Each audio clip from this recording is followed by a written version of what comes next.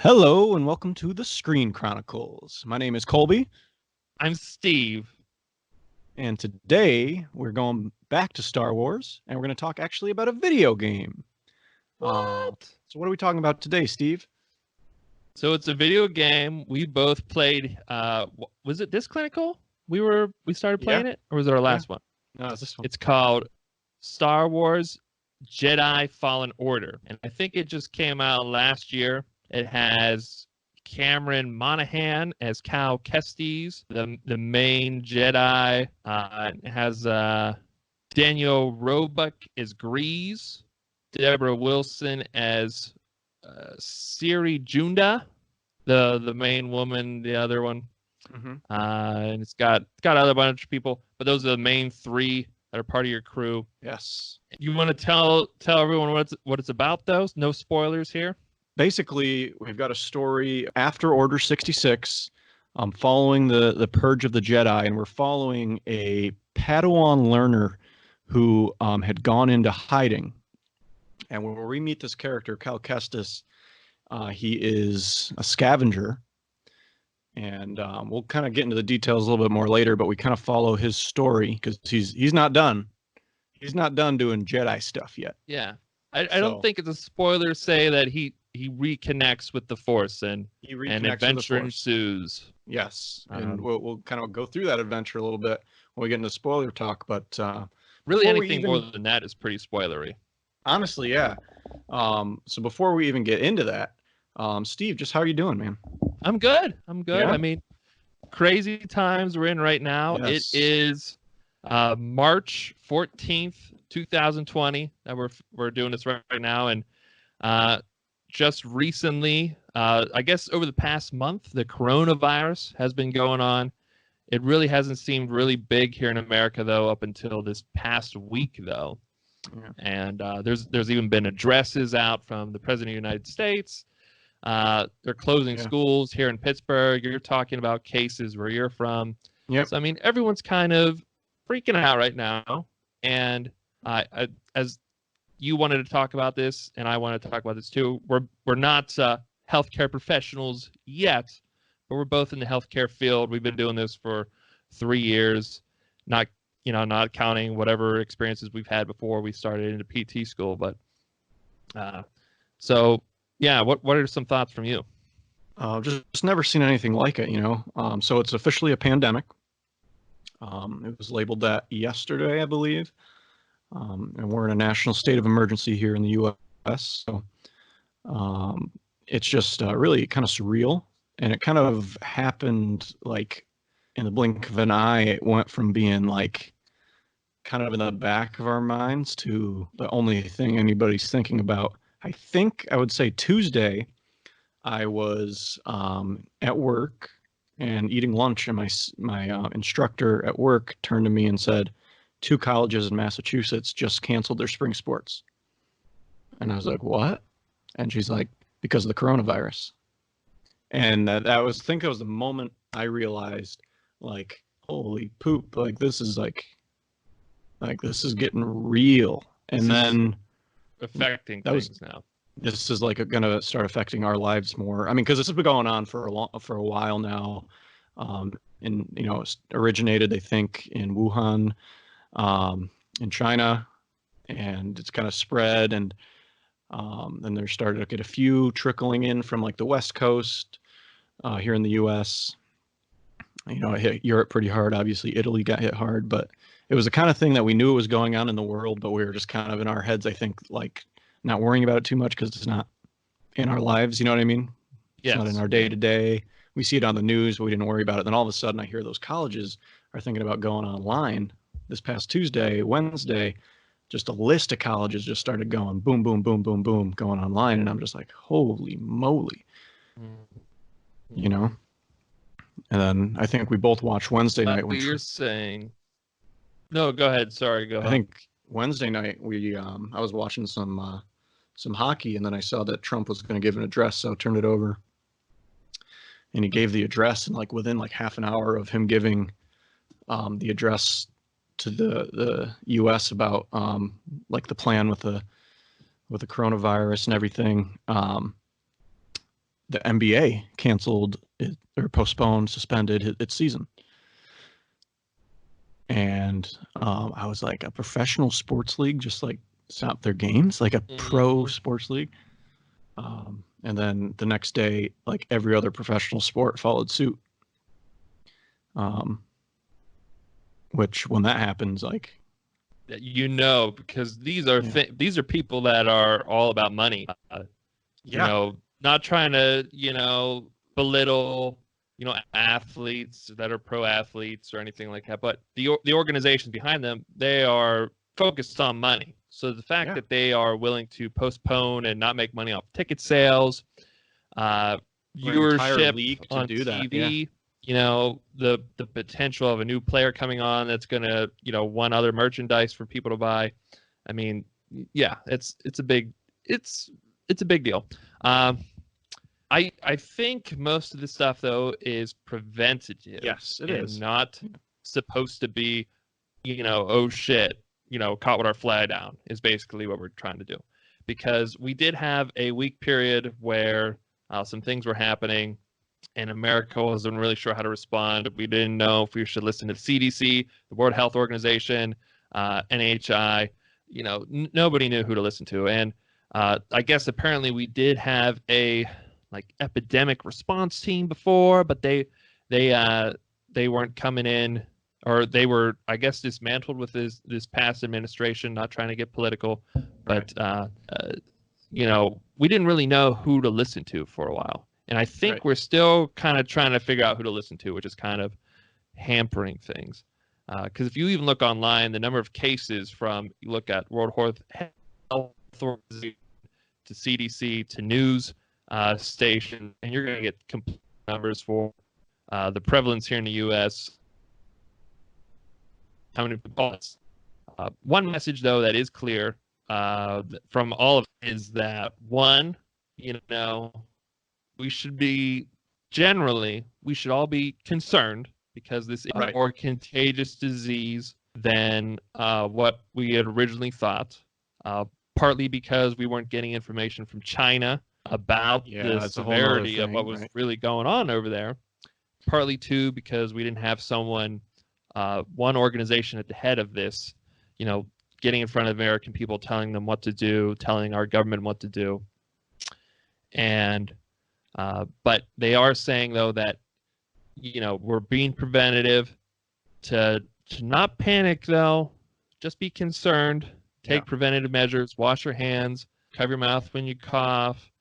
Don't go out buying tons of face masks. That's for droplet precautions. So if you cough, it's the mucus from your cough, the little spits that'll go out. Let's just buy one. If you're further than 6 feet away from someone, they're not going to land on someone anyways. They'll fall in the air.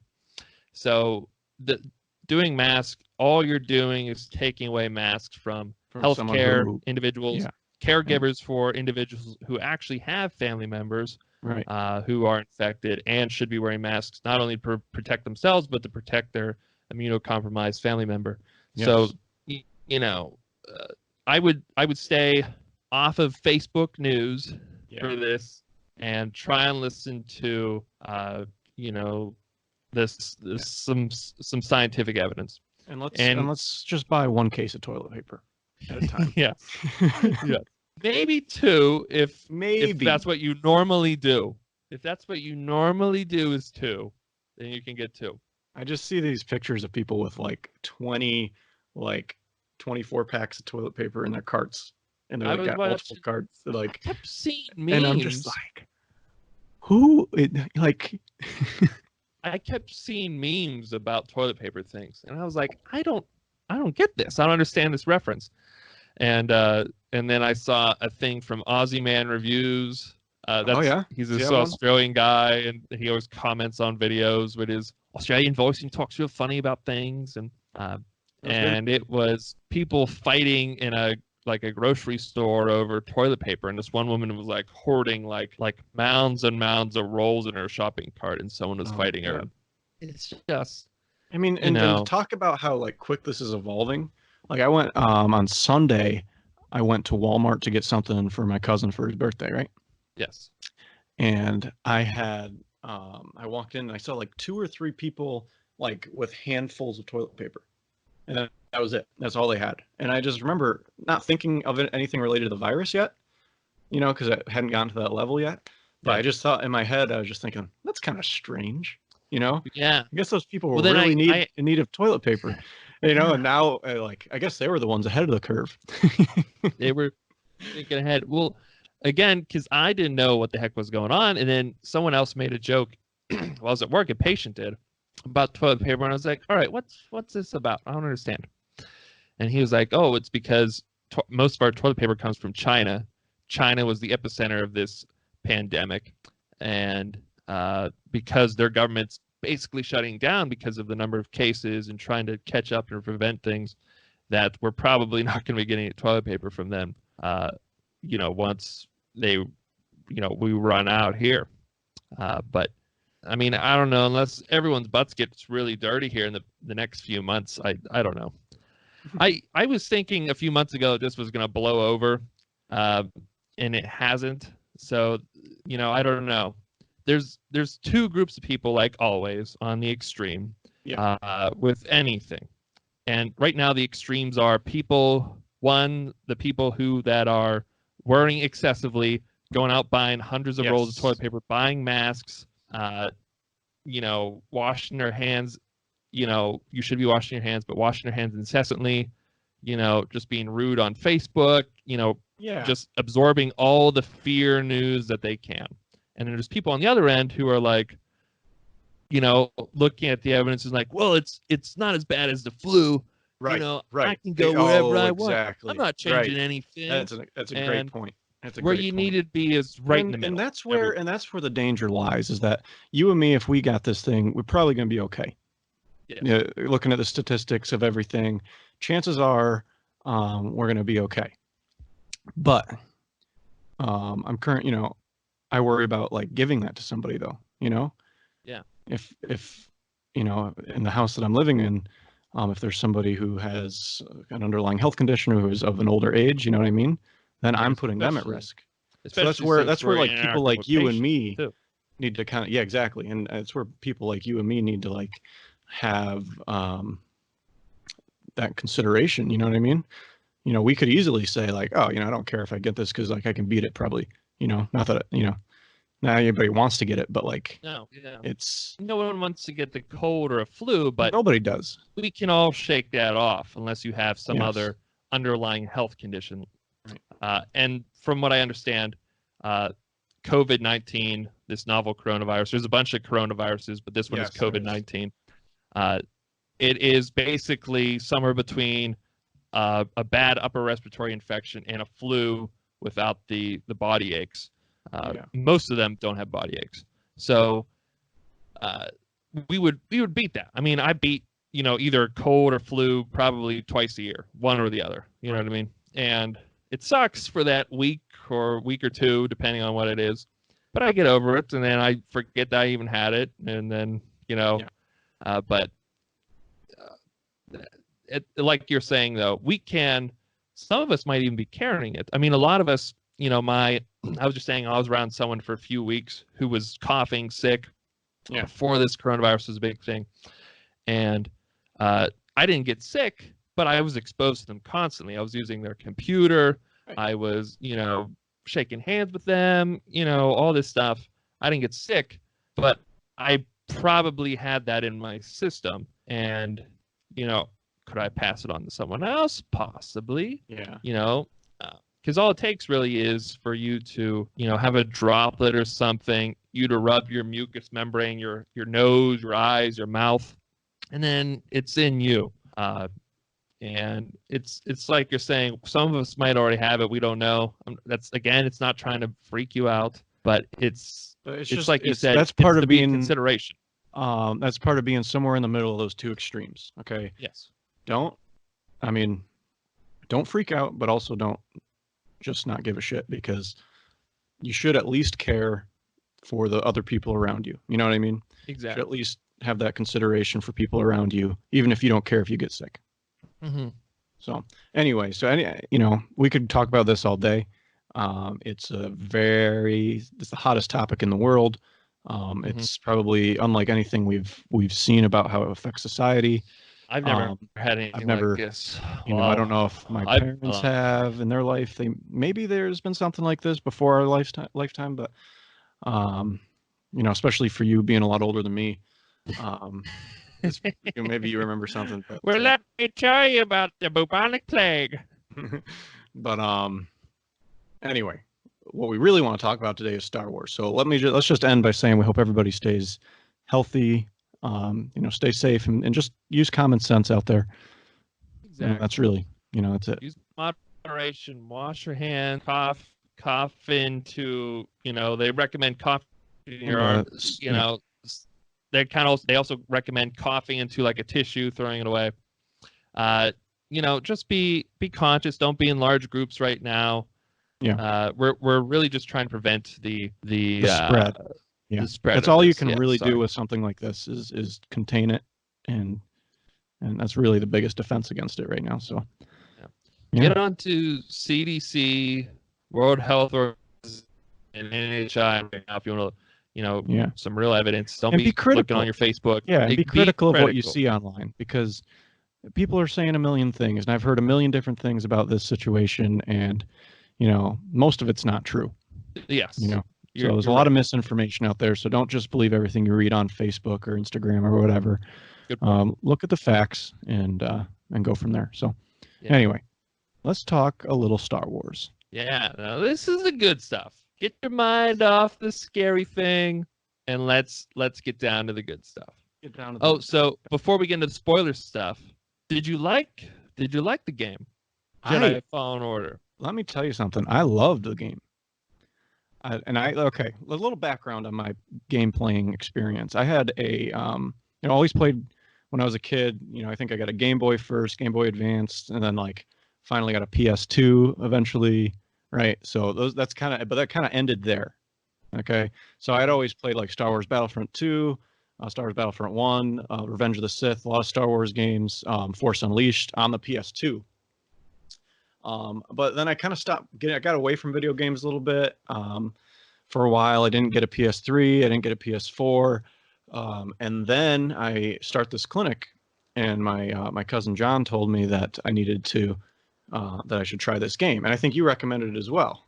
Yeah, I think I had gotten it before. You had considered start playing it. You're like, oh, someone was just telling me about this, and so I the huge Star Wars fan I am, I was like, man, I really do feel like I'm missing out on some of these new Star Wars games, and I've seen clips for them and they look awesome. And I was like, maybe I'll take the time during my 12 weeks here to play the game, and John was nice enough to let me do that. So I was a little bit kind of far away from video games, and it took me a little while to kind of get back into it. At least I was familiar with the PlayStation controls. Yeah, so for a guy who's not a huge video game guy, who's played a bunch of different games, I still absolutely, I love this game.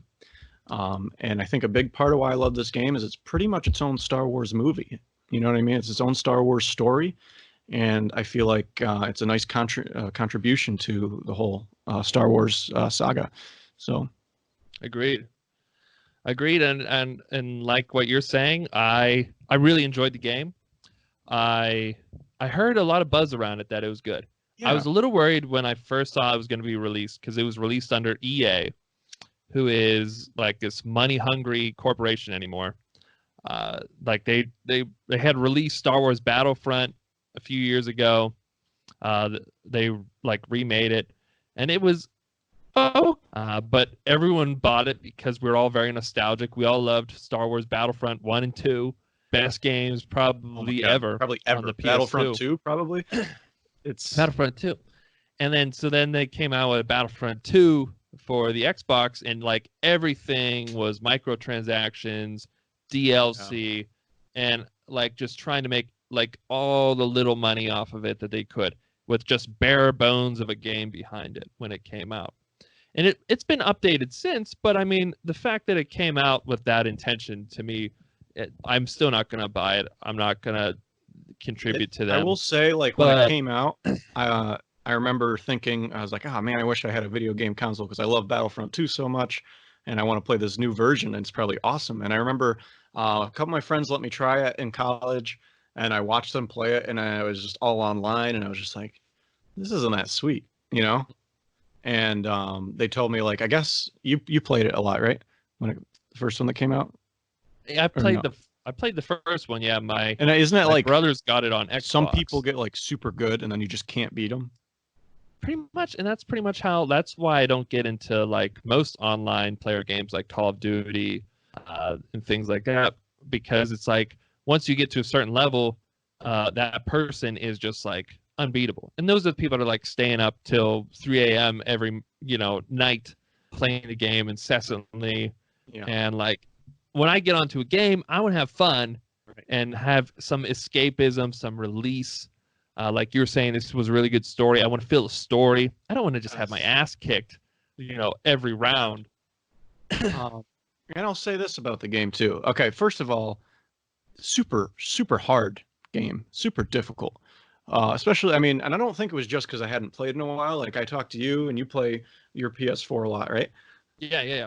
Not as much as some people, but like, I remember jumping into the game and just getting my butt kicked, and like. The controls are cool though, because it gives you a lot of freedom, like, and a lot of different variation of moves you can do. So I think the controls are pretty cool, but it's just a difficult gameplay. And we were playing, at least I was playing on the second easiest. So there's story mode, and I played on Jedi Knight, which is right above that, and then there's 2 levels above that. Mm-hmm. And it was still hard. It was still really, really hard. Yeah, when I first got it, like you're saying, I also don't play very often, but I definitely play more often than you. And I had a PS4, and I pretty much all the games I play are like story-based games. Most of them are like Melee. My background too, I'll give a brief background. You gave yours. I started playing my first like real video game that I owned was actually on the computer, was Star Wars Knights of the Old Republic. Awesome game. I played the second one too. Really liked it. Eventually, I got a console. I played on PS2. I was Battlefront 2. That's something me and my brother still play. It's a great game. But I've also been playing Uncharted now. I started playing that on PS3. I'm playing on 4 now. I play God of War, which I'm also playing. Which I'm also playing. Yo, yeah. Do you like that? Yeah, it's honestly the same game as Fallen Order. So it's like the controls are super similar, the gameplay is super similar. Dodge, block. But in God of War, I played that on hard and wasn't ripping my hair out. True. And I beat the game. It's definitely easier. And yeah. And so like you're saying, getting back to Jedi Fallen Order, I started out on Jedi Master because it said for those experienced in Melee game. And I was like, I'm experienced. I've been playing God of War. I've been playing it a ton. I played The Witcher 3. You know what I mean? I can do this. I start out, and I'm just getting my ass whooped by stormtroopers when you're on, like, the first beginning of the train. And I'm like, maybe I just got to get a little better. But, like, the block, when you hit block, it's just, like, a little delayed. Yeah. Like, from when you hit it to when it comes up. And you can't, like, keep hitting it. Like, once you hit it, like, you're done for a sec. Like, if you didn't block anything during that window, you are open and just getting whomped by a stormtrooper with a freaking club. And half your health is gone after that. And I was like, I'm not going to beat this game on this difficulty. So I bump it down to Jedi Knight, and it's still hard. I mean, I died so many times in this game. Yeah. And I think that's been the biggest criticism I've seen overall. Yeah. I think it's sometimes, I think, a little too hard. Yeah, and it's a little unfair without getting a spoilery. I mean, what I hate about video games is when the opponent you're fighting can do things that you cannot. So it's really annoying when like you try to hit a block and you can't for a little bit afterwards. But like, yeah, it's frustrating. The guys you're swinging at can like constantly just block everything you have. And the boss fights too, like you come up, you're swinging at them, and then they zip across the map like 100 miles an hour. Yeah. Or they can zip up to you from across the map, just whoop, like instantly in your face. But like you can go like sprinting after them, have a perfectly, good sprint attack at them, and all of a sudden they cut you mid-swing. Yeah. And you're like, what? Like, it's just Yeah. sometimes the rules aren't consistent. It's like, I like that there are rules around it, and then it's, I'd mentioned I'd played Star Wars: The Force Unleashed before, and you could just kick Oh ass. yeah. It was a good release, but It was awesome. It wasn't much of a challenge. In this one, I like that there's some rules grounding that you can't just blow everyone away, pick everyone up and throw them. So I like the rules, but I think the same rules should apply to the other characters in the game as well. And that was really what just ticked me off when I was fighting. Sometimes it was really like frustrating. Other it's lightsaber true. people, especially. Like they They're could just definitely unblockable attack. You don't have any unblockable attack for them. I You know what I mean? Right. So I agree. It's I learned very early to dodge a lot. Yeah. Like and I think my strategy fighting a boss would be like, instead of trying to block with my lightsaber, I would dodge and just try to, stretch the battle out longer by dodging a lot and just waiting for those small opportunities they give you to attack, and just kind of just bringing them down little by little. 2 swings, dodge, dodge, swing, dodge. Yeah. That's pretty much was my strategy a lot in the game. Anybody who else who's played the game, you're probably better than me, so you might not have had to do that, but I learned that was my best defense against those bosses, was to just try to like dodge a lot and look for those small opportunities, try to cash in on them, and hope that they don't land some of those strikes. So yeah, but even with the difficulty though, it didn't take away how much I love the game. Yeah, the story really good. For anyone who's a Star Wars fan, customize your lightsaber. It's like what I needed as a Star Wars fan. I feel like it's like, yeah, they let you customize your lightsaber. What color did you like when you could customize your color? So at one point you can get more colors. We'll save that for spoiler. But whoops. I basically had variations of blue. Was my Me too. I like blue. I went to green one time, but I like So anyway, I feel like I was betraying blue when I used yellow one time. I was like, oh, I'll go yellow. Oh, I still don't. Blue's gonna be jealous. Yeah. Yeah. I mean, blue lightsaber is gonna be jealous. Yeah. But there's a couple different shades of blue, so I tried those. So. Yeah. But yeah. So anyway, let's get into the spoiler talk, so that I don't have to be careful. Summative, you love the game, right? You love the game. I hope they do a sequel. I recommend it to Star Wars fans. Absolutely, 100%. If you had to give it a number between 0 and 10, 0 being no pain, 10. 10 being the worst pain I ever felt in my life. Yes. Yeah.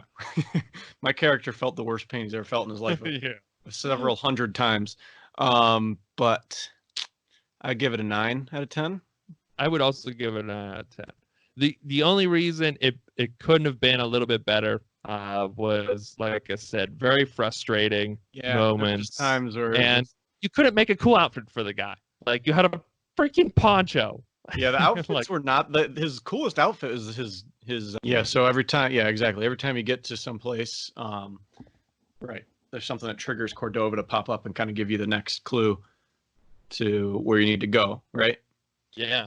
Once you get to like a significant point in the map. So while he's on Zepho, there's a clue that that shows one of the Wookiees that we actually know from the movies, that's briefly in Empire or Revenge of the Sith, is the Wookiee Tarful. Is that Cordova was I didn't put that together. That was him. That's the one. You'll hear Yoda say Chewie. that. Yeah, he's the one with Chewie at the end of Revenge of the Sith when they go with Yoda. So he's the Wookiee chieftain on the planet of Kashyyyk, which if you've seen Revenge, you start out and you get like to finally live out this dream of like you start. First of all, you start out swimming, which I always like that when you can swim in the game, because it just makes you feel real and I don't know. You start out swimming though, and you're chasing after a walker. You can climb the walker, which I always wanted to do. It's like climb a walker. It makes me think of like when Luke Skywalker went up, through the bomb. Total stealth mode too. Yeah, you climb it, you get in, you kill the dudes, which was fun, And then and you start driving it, just wrecking everything. So fun. it was Great so way much to fun. start off a planet there. And then Yes. you run into who's that rebel guy? Forrest Whitaker plays him. Saw Gerrera. That's it, Saw Gerrera.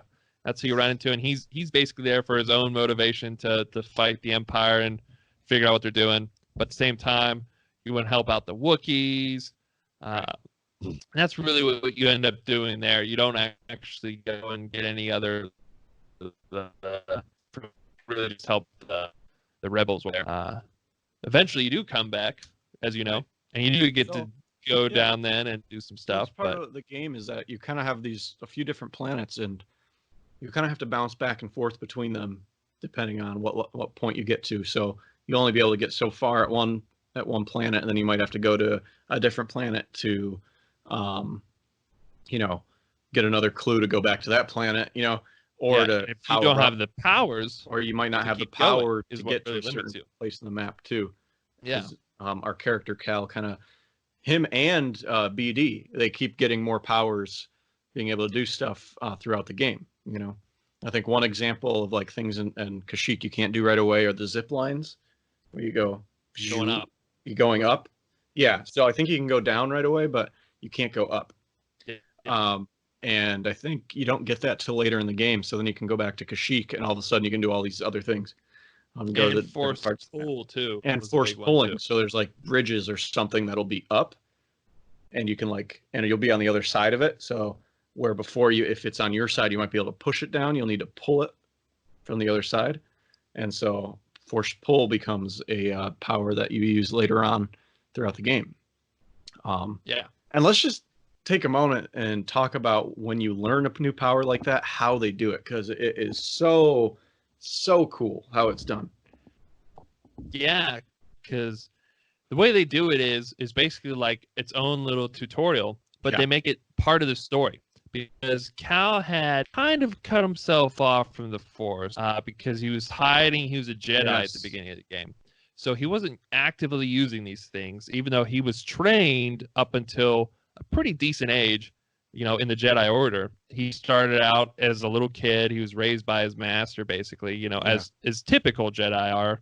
Unlike the Skywalkers who just start when they're old, And but he had been a Jedi. Traditional Jedi, Yeah, he had learned these things, but he had forgotten them because he hasn't been actively using them. He's been hiding, scared.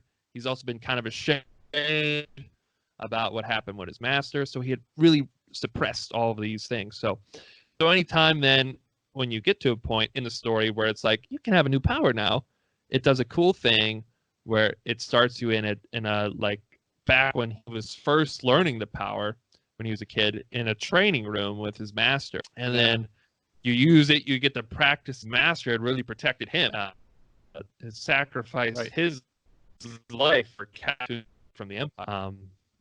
And because his master had sacrificed himself to protect Cal, Cal felt really ashamed that he was hiding. All the Jedi were gone. That he wasn't using his powers. So then through this quest, he's rediscovering his powers. He's becoming more confident in himself. So anytime you get a new power, you kind of feel like, oh, good for you, Cal. Like you got like part of you back, man. Yeah. So that's something I really liked about the game. Yeah, it's a cool aspect. So getting back to the storyline of the game, when you're on Kashyyyk, you free some Wookiees that were enslaved, which was cool. And then you don't find It's not cool. What's that? But Wookiee slavery is not cool though. No. No, I'm against it. I'm against it. For sure. All my Wookiees, all my Wookiee friends. I have Wookiee friends. I have a few Wookiee friends. Okay. And and okay, we should probably stop it. We can cut that out. But anyway, but so you really you cool slave them, some Wookiees. or you don't slave them. You free them from slavery, and and then you go back to Zepho because you're still looking for that holocron. Gosh darn holocron. Or no, you're not looking for you are looking for the holocron, but you're looking for clues for the holocron vault that's on Bogano, that other planet you're on. Yeah. So you're on Zepho, and I think there is where one of the sisters comes. Was it then, or did you go back then to somewhere else? No, you might be right. That's the thing. It kind of tosses my brain up. That's the thing. You don't have to. You can go to another planet first, and there's another planet we'll talk about in a second. That's the scariest place on just ever. I was about to say on Earth, but it wouldn't make much sense. But so basically, the second sister, who I think she reveals herself at that point to be Seer's former Padawan. Oh yeah, This is on Zepho. This is yeah. It is on Zepho. On So her former Padawan Trilla. Okay, so this kind of unveils something about one of our friends, Seer, who has been in the game since the beginning, right? Yeah, actually, I think you went back to Zepho after Kashyyyk, is what I'm thinking. Yes, that's what I said. Yeah. So you go to Kashyyyk, you go Bogano, Zepho, Kashyyyk, Zepho. You could go when to, you fight. You could go to Dothamir. To a certain point, though. You could go there. Jump across the ledge. Right. You can't do everything. So it doesn't necessarily have to be in that order, but that's the most logical order to, based on what you have to do in the game. It's really the story makes you because you don't have the abilities to do things. Yeah, so you fight Seer, which is like just so hard at first. It's just so hard. She is so good. She's one of those people who can just like zip across super fast and just spin around like 360 1,000 times with her lightsaber out cutting you, and you're just like each time you're like, I'm hitting block. Yes. So she's super tough, and I think you like only have to get her down like half of her life, I think, and all of a sudden the battle ends. Just a little past half, yeah. Just a little past half, which is it's super hard to do. But once you get it, there's like something happens and a force field separates you guys. BD1 does it. That's right, BD1. Yes, BD1 is a bro, buddy. BD1's such a bro. And so it saves him at the time because he was totally going to get killed there. I mean, there's no doubt about it. Like, Trilla was going to kick his butt. She was kicking his butt. She was going to murder him. And so anyway, Trilla reveals the apprentice, though. Yes, so she reveals who she is, and Trilla tells Cal that Seer will betray him at some point. She betrayed her because she feels Seer betrayed her. So she warns him. Anyway, Cal ends up learning that he needs to find an artifact called an Astrium to unlock the vault on Bogano. That's kind of the clue I think you find on Zepho. Oh yeah. An Astrium. Remember that? An Astrium? I remember the terms. Again, not that the story is convoluted, but the actual like mission hunting things that you do, I would sometimes lose track of what I was doing. I was like, I know I have to get to the I know we pointed out that that's where I have to go off in the distance, but I would sometimes forget, like, what did I just discover?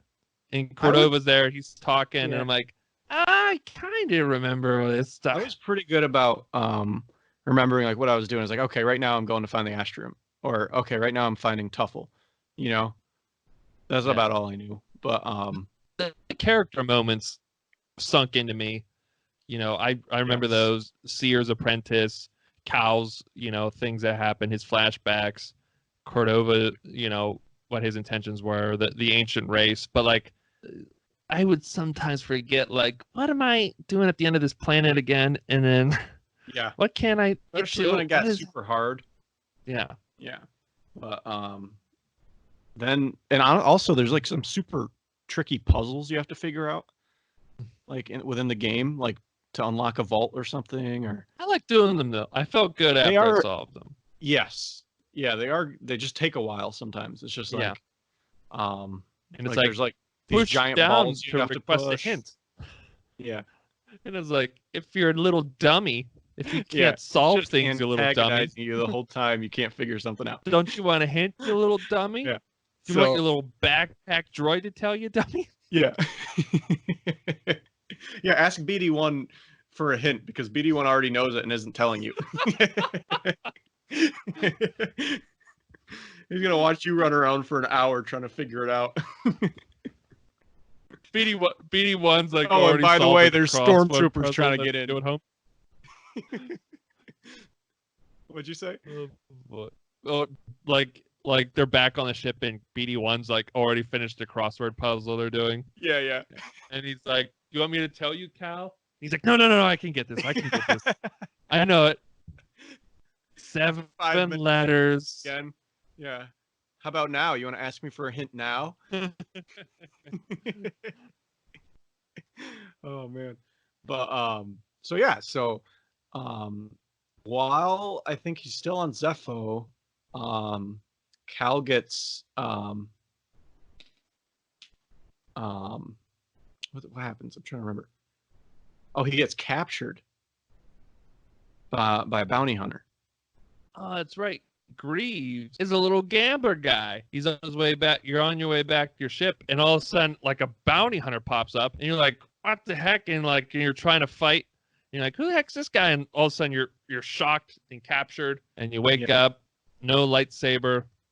Yeah, yeah, and you have to fight. And like it's a pretty Thor Ragnarok moment. You have to fight in this arena. That's what I was thinking. There's like a giant hologram. Yeah, it's like the Grand Master. There's like a Grand Master, like from Thor Ragnarok, and Jeff Goldblum, baby. Yeah, it wasn't Jeff Goldblum. I wish it wasn't. was. I was so cool, and I just sliced him one time, killed him. It was so fun. That was fun. That was cool. I liked it. That's funny from your end. I remember my cousin. Bam! I told my cousin, I was like, I finally beat that the Walker, and he's like, yeah, you're gonna have to face like 2 of them later at the same time. I was just like, what? So anyway, back to where we were in the story. So where were we? We were talking about he has to find the Astrium. The bounty hunter gets rescued by Seer and Grease. And they find out that on Kashyyyk, some of the rebels, which is also a really cool part of this game, is that it really is a nice blend of the prequels and the original trilogy. Yeah. You know, you have all these images of old clone ships. You have this guy who was in the Jedi Order, and a Padawan in the Jedi Order, right? And and then you also have like rebels and things like that, and the Empire. So it's just such a cool blend. Of and connection between both of them. So you get to they tell you that some rebels have found Tarful and he's willing to meet.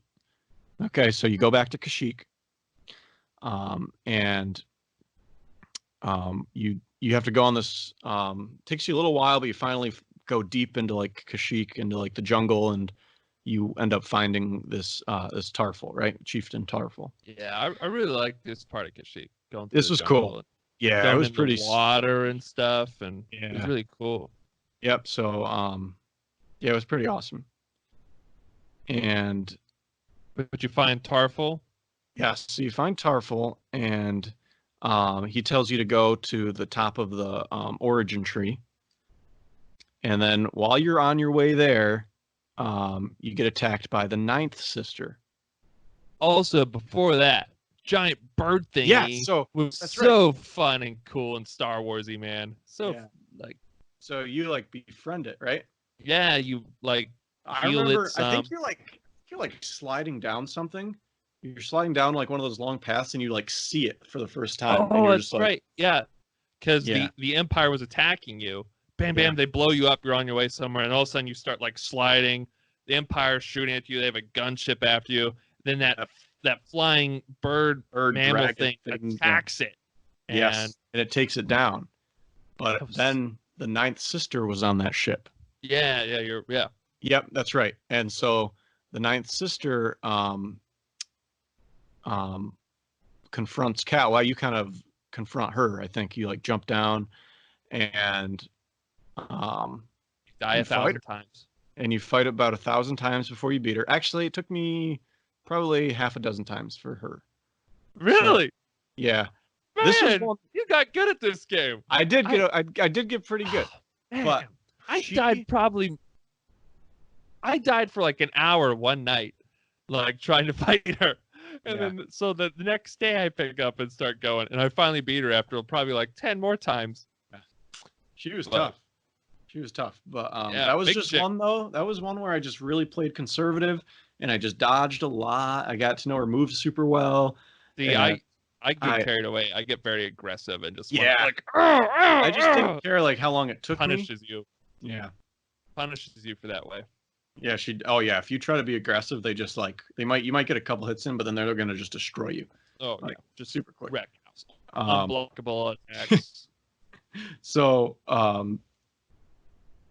yeah, so you finally beat this ninth sister, who is huge, by the way. Like the Hulk with a Like the lightsaber. Hulk, yes. And the creature, I think Cal heals it, right?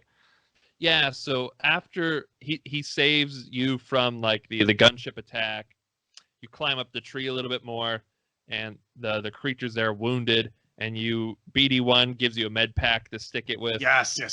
And right. then it BD1 flies is a you up. bro. Beautiful scene. Yeah, there's the bro. And then he beautiful scene. Beautiful scene of it flying you up the tree.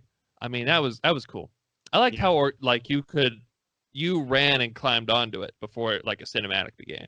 That's what I like about the game. Is like you had control of the characters so much. Yeah, I thought the cinematic to like play, like when it went from playing to cinematic, was super flawless. Yes. Like, you know what I mean? It was really well done. Yeah. So then that's when it takes you up the tree, and then you fight one-on-one with the ninth sister, because she even like shoots the creature in the back after there. Yes. Or you're leaving then, I think, actually, maybe. And she shoots it, and you think it died, but at the end, no, you find out the creature is alive. But yeah.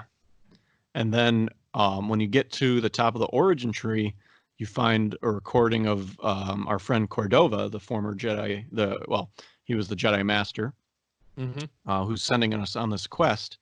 And he tells Cal that he's telling whoever it is, that the Astrium can be found in a Zepho chamber on the the wonderful, beautiful, friendly planet of Dothamir.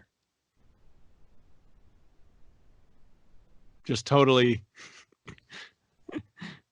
friendly and kind and peace, that's love, what I think. Prosperity of Dothamir. You go there and there's an instant welcome. This big guy, you're climbing up these vines. This big guy leans over the edge, and he's like, "Come to Dothamir," and you're like, "Oh, thanks." And then you get up there and there's bugs. They're just throwing confetti at you. They're like, "Good job, you're at Dathomir," and like everyone's happy to see you.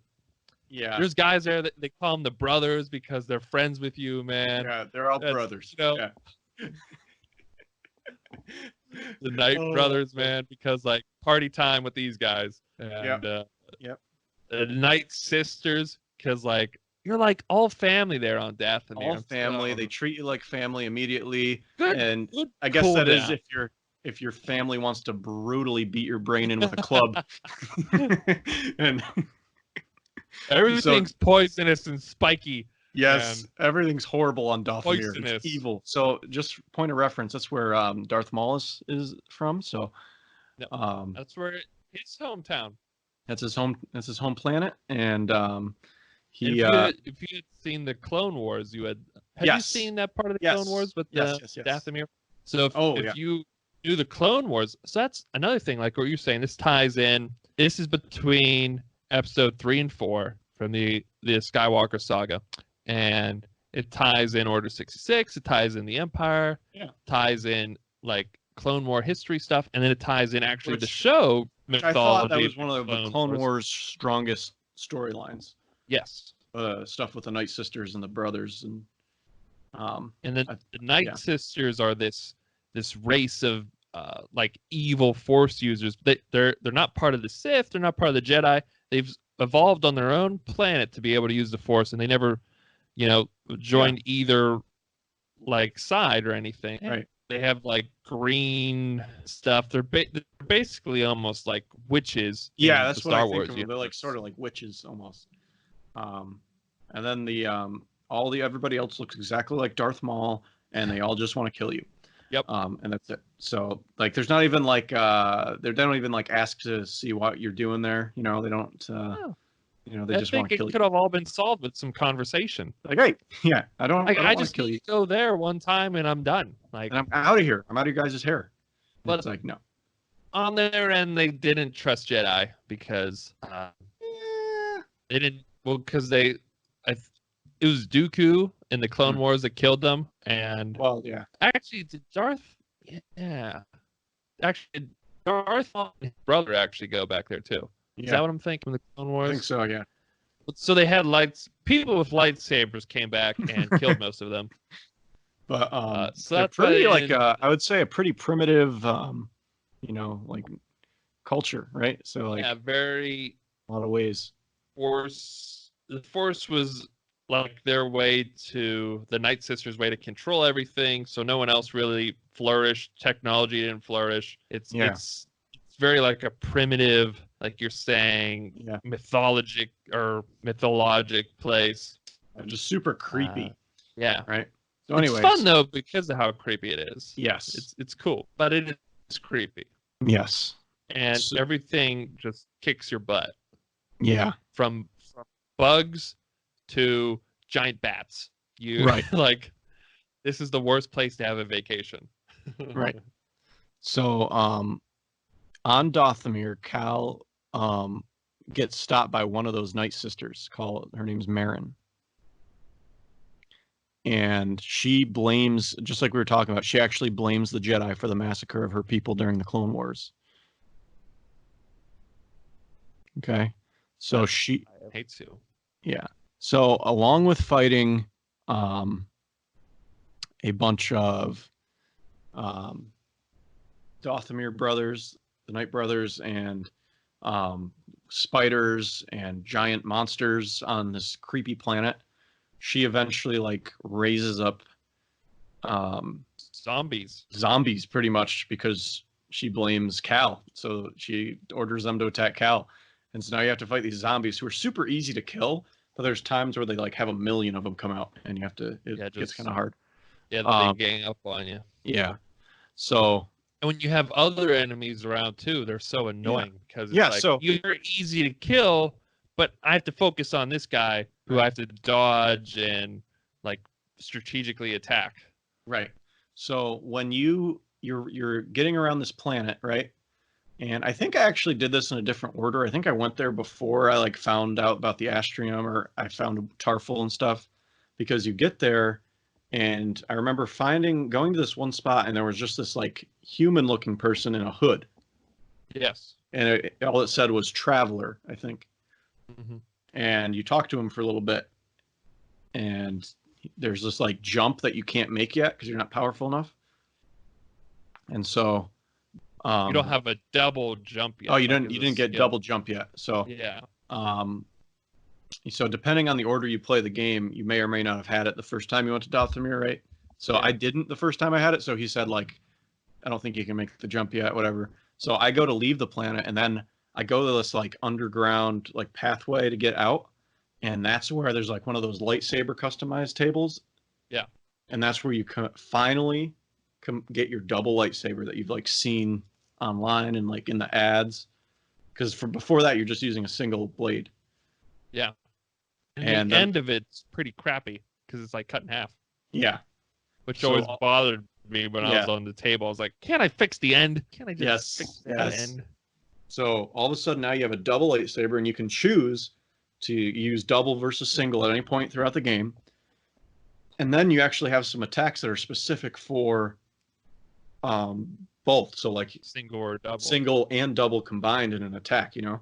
Mm-hmm. So the thing I think with it is, if you use a single one, each strike is more powerful. Yes. But if you're using a double, like you can get more strikes, you know? Yeah. So it's kind of what you rather. A group around, you can like attack the person behind you, even if you're like aiming ahead. because Well, each time your strike will hit the person to your side, to your back. Yeah. I almost always use the double. Same. Even though you should be using single for more one-on-one, I pretty much use double just because it looks cool and it's fun. And you get really that's the one I would comfortable with have. like the double controls and stuff. And Yeah. I don't know. I use double a lot. So Same. but yeah, so But I anyway, did the same thing though. I first went there like at the beginning when you have Zepho or Dathomir, and Greaves is like, which one do you want to go to? I was like, oh, I'll go to Dathomir. That sounds like a cool one to go to first. I go there. Every time I climb up that hill, you know, where that monster dude is, I fight the monster dude. I get killed. Finally, I totally didn't even try the first time. I just ran. I waited for him to walk around the corner and I ran. Well, finally, I like spammed him, just rolled, attacked, had a super long drawn out fight. Eventually I kept going then, and I ran into the Night Sister and then 2 Night Brothers, and then I kept getting my butt kicked there. Yes. So eventually I gave up after that happened, and then I came back after Kashyyyk, I think, and that's when, again, I saw him with the robes, couldn't really get, past him or anything, and you're like, it looks like I should be able to jump over there, but I can't. And I go down and get double-bladed lightsaber. But right from there, I was like, that guy's a bad guy. Yes. Why you don't belong here. Why is he like a human and the Dathomir people aren't trying to kill him? Yeah.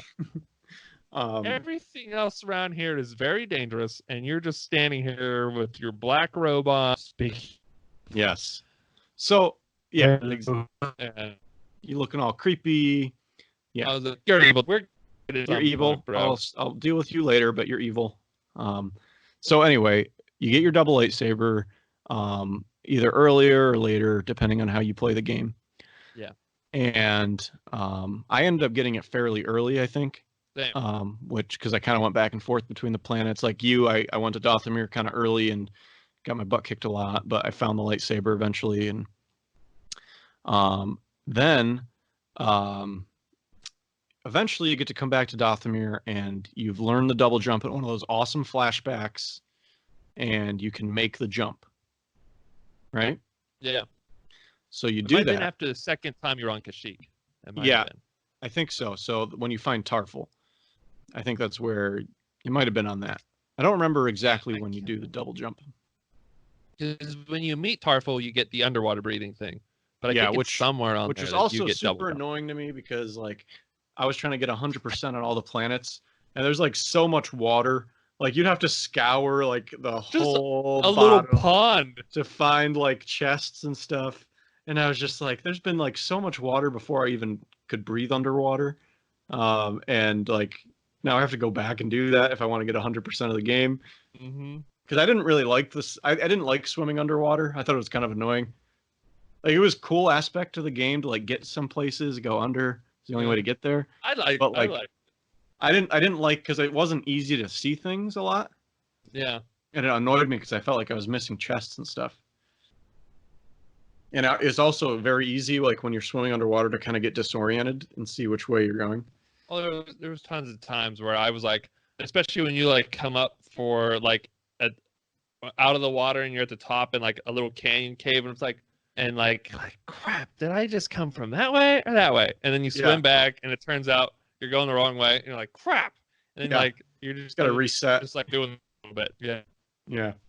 If I had to like really swim underwater, like for this mission, and I have a breathy thing that let me breathe underwater, I'd be so dead and drowned. I'd be like, you're going the wrong way. I'd be so dead in real life. Yeah, so dead. I mean, I could easily handle the stormtroopers though. I mean, oh my god, no problem. Especially those ones that were wearing all black with like the double purple blades. That were super impossible. They were so good. They were so agile. Like, after I got force push and I was fighting them, I would find a ledge and just force push. Bye. Oh, that was such a you had to do that. Save. It was so nice. Yeah, I would always try to find the hardest one and force push them off. I would try to fight the melee ones every now and then, just like move to myself. I would like really try to block time my blocks and get it. But like there was these ones that could like shoot, you know, and like pulled them in, they would shoot you in the face. If you tried to get close to them and lightsaber, like they would shock the ground. And it was like, these guys are just cheating and impossible. Yes. I'm finding a ledge for you, man. Yeah. Exactly. I don't even care if this is dishonorable. I'm finding you a ledge and you're going off. Yes. Follow me out this way where I can get you near a ledge. Oh yeah. Yeah, some of them will be so hard. So Dathomir. Finally, when you can jump the ledge. Yes, you go over, and there's this like temple, right? Yeah. And you go in, and I think this is where you have the Force vision. There's nobody around at first, right? Yeah. Well, and this is cool too, because so you go up, you can't open the door, and so and all of a sudden you turn around and there's a place to meditate, and you're like, oh, it's just a normal save point like always. Yes. You go to meditate though, and then all of a sudden you're like having a vision. You're like in a hall, and then you're like walking to see your master. But then you're in the training thing. Yeah. And then it shows you the scene, and it not only shows you, but you actually get to participate. You're in a training mission, and like you learn a new move too, but you climb up and you go up to where he is. Like he tells you to get to me, and you have to kind of use combination moves to get up there in the training room, and you go up to the control room or whatever. Yeah, where he's been standing up. And while when you get up there, you see like two stormtroopers that have a hologram, and it's the Order 66 hologram. You don't hear it, but you know what it is. Yes.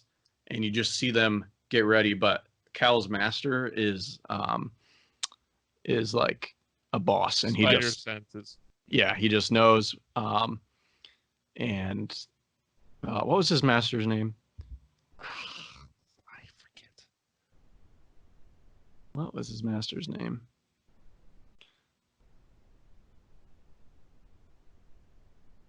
Oh, was it Jaro? That's it. Jaro Tapal was his master's name. Yeah. Yeah, and he's pretty awesome. Purple guy. Yeah, and he pretty much tells, I think he tells him to run, right, or to get out, and he shows him. He tells him like an alternative way to go, so he doesn't have to run into stormtroopers in the hall. So so you're doing this sequence of crawling through tight spaces and running, and you don't really have to fight anybody, but there's parts where you can look and see clone troopers, and you'll see your master just slicing them up, and he keeps running, and you finally get to a point where you meet up with your master, and they're still coming after you, right? Yeah. And then he gets you to an escape pod though. Yep. And just tons of clone troopers are there though. There's no way, they've got you cornered right at the escape pod, and they're shooting, bam, bam, bam. Cal gets shot in the face. That's how he gets his scar. And then his master's just trying to block, but too many. Cal takes his lightsaber because he lost his own lightsaber from a stormtrooper that was shooting at him or something. While he was running away, and then that's how things came to be. So he always felt guilty that his master, protected him because he wasn't strong enough to protect himself. And so that's another, like I said, another thing that he's been carrying with him. Yeah. And I thought it was really cool too. During this, the music was from the scene where Order 66 is taking place in episode 3. It's got the I don't know, that somber or thing. It's just it was super well done. Perfect. This is perfect. Yes. So you got that little taste of Order 66. Oh yeah, and before that too, when you're walking to the training, you're running into clone troopers in the hall, and they're Yeah. All like, hey, how you doing, bud? You're gonna Yes. do well I today. forgot about Like, that. Yeah, they were like, "Oh, you're gonna be late again, man." They're like just total. It's like they've got like a great relationship with him, right? yeah, like, and if you watch the Clone Wars, like you'll see like the Yeah. clones were always buddies with the Jedi and stuff, but Oh yeah. because they were a manufactured army essentially, they flip on a dime when that order comes up. Yeah. Yeah. It's crazy. So that was another thing too that really like just showed you that like they had no way to really prepare for this No. because they were trusting these people, you know what I mean? They were trusting that the war was a genuine thing, and it just flips, man. We've talked about in other Star Wars episodes just Yes. how crazy the Emperor's plan was, and it was so fun being able to just like experience it and Yeah, and like you got to be part of it, right? yeah. And you got to escape. You were one of the few Jedi to actually escape. Yes. Um, so really awesome story. Um, and then he goes into obviously shutting himself off from the Force after that. But Yeah. um, But after the flashback ends, yes, something really cool happens. yeah. You pooped your pants. Tell us what happened then. Um, his former master like appears in the chamber he's in on Dothamir, as and it's kind of like one of those dark side Force visions. So it's Dothamir is a place surrounded by the dark side of the Force, Mm-hmm. and his master's pretty much saying like, "You're the reason I died. This is all your fault and stuff." And All of like Cal's like all internal fears are everything being Cal says projected. to himself in his head, Yeah. is being projected to him. Um, and like for example, like if I had a Force vision in that chamber, it would probably be like of a snake or something. Something I hate, I'm scared of. Like a If you slithery had it, snake. yeah, like some kind of slithery snake. If you had one, it would probably be Carolyn, our professor, just slamming you with like Just slamming sarcasm. me in class. Just yeah, Just like I have a good joke that gets some laughs, and Carolyn just turns it, blows it just up. It's very cranks up similar to the like burn on me.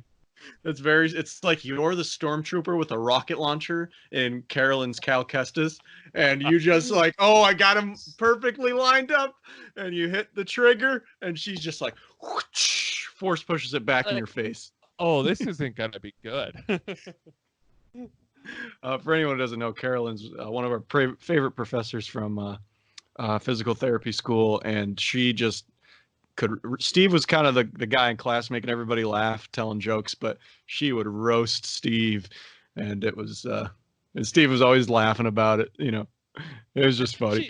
She did it in good humor. No, it was but always good. It was always fun. She was but it super was fun. she always had the upper hand at the end, is what it came down Yeah. to. Yeah. It didn't. Even Yeah. if I had like a genuine answer and I wasn't being a smartass, if I like genuinely was answering her question, she'd be like, well, let's think about it. If I could do this with my gastroc and just like stop. Oh my god. I'll never forget that time when we were first learning gate, that she just scorches me. Just puts me right over an open in that fire. instance, you were like trying to participate. No you were one like knew the trying to give an No one was answer. saying anything. Nobody else was saying anything, and she just roasted you. And you're still feeling the heat from that. Oh. No, we love Carolyn though. She was awesome. Oh yeah, Carolyn. Carolyn. Anyway, back to Carolyn in there. what were we talking about? Oh yeah, the Force vision. So yeah, you're fighting. I was fighting Gerald Paul. I'm fighting Carolyn. And you don't have any health bar because like you can't beat him, right? Yeah. So you just do your best, and then the vision ends eventually. But Cal loses control though and crushes his lightsaber. That's right. Yes. And it was his master's lightsaber. Yeah. Too. Yes. And he loses control and he breaks his lightsaber. So now he has no lightsaber at all. Yeah. And so then your demons are coming up. So you really need a spiritual heal. You need to fix your lightsaber. So the main quest gets is like put rock on bottom. This is like rock bottom. And I think let's see. I'm trying to think. I think as he's leaving, I think that's when he confronts the guy who was in the cloak. Yeah. Yes. So yeah, on his way out, then after he has this vision, he already crushed his lightsaber, so he's got no way to defend the guy in the cloak. What's that guy's name? Let's find the So cloak guy's name. okay, so this is probably one of my favorite characters in the game, or coolest characters in the game. His name's Taran Malicos. Oh, very cool Malicos. name. Yes. And you get to learn who this guy in the hood was. Yeah, the So Night Sister popped up too. And the Night Sisters are too. So he takes his hood off and he's like shirtless and he looks pretty badass. He's got like long hair and a beard, right? Mm-hmm. And he's Crazy got like burn tattoo or something. Yeah. It's like a scar. It's not really a Yeah. tattoo. It's like a scar. Yes, It's like a circle with lines on it. It looks pretty sweet. Yeah. And so he reveals himself as a former Jedi, which is cool, who crash landed on Dathomir during the purge of the Jedi.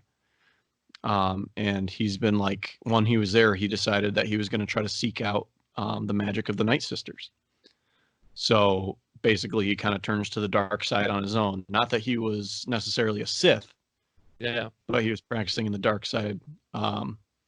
And he Definitely not doing Jedi things. No, he was controlling the Night Sisters and so he ends up manipulating the them. brothers. Yep. Yeah. And so Malicos offered, I think he killed like the Night Brothers' big leader.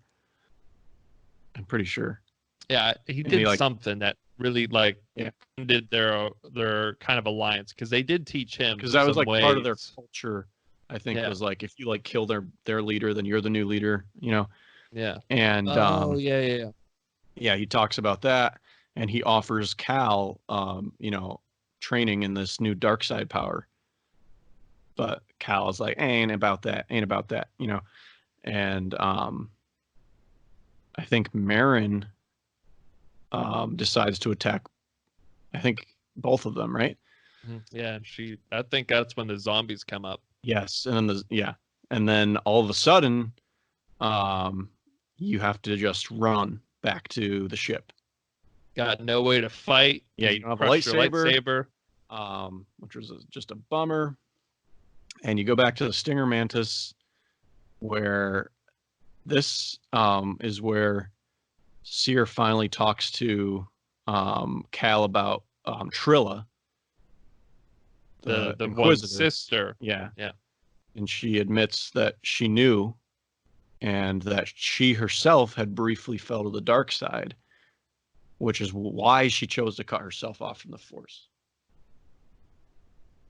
Okay, because she had fallen to the dark side, which is honestly a pretty noble move when you think about it. Yeah, she really regretted that instant where, because she was captured and tortured, and she even tells you, and you eventually find out more, and when you see what happened, you can relate more. But at first, Cal and even you are kind of skeptical. It's like, you fell to the dark side, you gave up your Padawan, like what like it's you're not tense. Who I thought you were. It's tense. It's tense. You know, people are giving each other the cold shoulder on the ship. You know, it's a little awkward. It's a little awkward in there. Totes not fun. You know. No, things are kind of wiggity whack right now. You know, on that ship. But anyway, they do decide that, they come together. They have a good talk.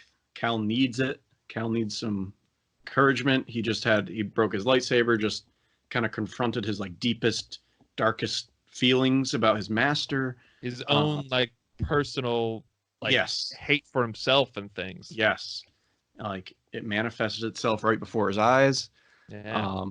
And they decide to go to a planet called I don't remember who came up with the idea to go here, but it's called Ilum. I think it was Seer. Yeah. Yes, I think it was Seer. And this was a place where he could find a kyber crystal to build a new lightsaber. This is when the Jedi Order was back in its prime before Order 66. They would send the new Padawans for their initial kyber crystal, and they would face challenges and have to use the Force and think on their own. And they would be tempted basically by the dark side too, so they'd have to. It was a spiritual thing for them, and it was a thing for them to actually get their weapons. So that was a part of becoming a Jedi Knight, was you have to build your own lightsaber, right? Yeah. With the kyber crystal, you have to find your own kyber crystal, and it's so cool that this game, even though you have a lightsaber the whole game, it's not actually his lightsaber. It was his master's, right? Yeah. And so he gets to go build his own. I mean, he actually takes part of Sears, right, and part of Juro Paul's. Yeah. And he goes and he finds a new kyber crystal in this really cool like temple on Ilum. It's like this ice planet, and it's just an awesome scene when he finally gets to the like the heart of it, and there's just like this huge ice chamber, and he finds it, and he gets the crystal, he makes the lightsaber, and it's just a cool moment. And then when he's leaving, I think the Empire had gotten there, right? Yeah. So to leave, he has to fight off the Empire like crazy. And you have your new lightsaber to practice on. You just learn like this technique where you can like double slash, like break it in half. Yes. And so you break it in half and like hit with two, and it's super powerful move. Like I think it causes like the most damage. Yeah. I would use that like all the time. And getting out of there wasn't easy. It was pretty difficult to leave the planet, because like you have to fight off some pretty tough bad guys. No bosses, but pretty tough. But then you have to fight two of the walkers at the same time at that level to get back to the ship. And so that was pretty tough. They are easier at this point, though, at this point you're not even the first time you fight them. It's like, and this time I had like the sprint block, so like anytime I was sprinting, I was automatically blocking. So I was just sprinting around. I would cut at their feet. Easier. I would sprint around, hide around the ice blocks, any time, and it was a lot easier this time. So much easier. It just took a little bit of time, I think. For sure. But it was. I was like always hoping, like, shoot a rocket at me, because that was like what did the most damage, But anyway, you get back to the ship. You got your new lightsaber. Things are good. It's time to go back to Dathomir, and Cal kind of is rising up from his low point, and it's time to face this dude on this planet on Dathomir, because he needs to get that Astrium. Don't forget, he's still going after this Astrium that Cordova told him was on Dathomir. The Astrium is what will open the vault on Bogano, which will give him the holocron, which is what it's all about. For the Force-sensitive kids to start the new Jedi Order. Right. And by the way, obviously the Empire also wants this holocron because they want that list of kids as well. Oh, yeah, to make them Inquisitors or just possible new apprentice for the Darth Sidious. Yeah. Or possible or just kill. Dead people. Right. Yeah. So so it's a pretty you go back there and you have to you have the vision again with Juro Paul. Yes. Before you go through the door. Yeah.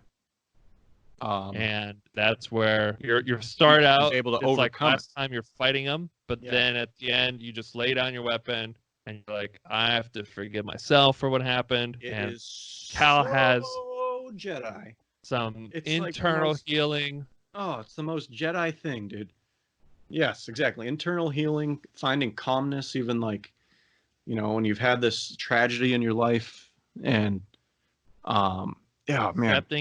accepting it, moving on, using it to make further decisions, but not letting it bring you down. Yes. Oh, it's so cool. So cool. Yeah.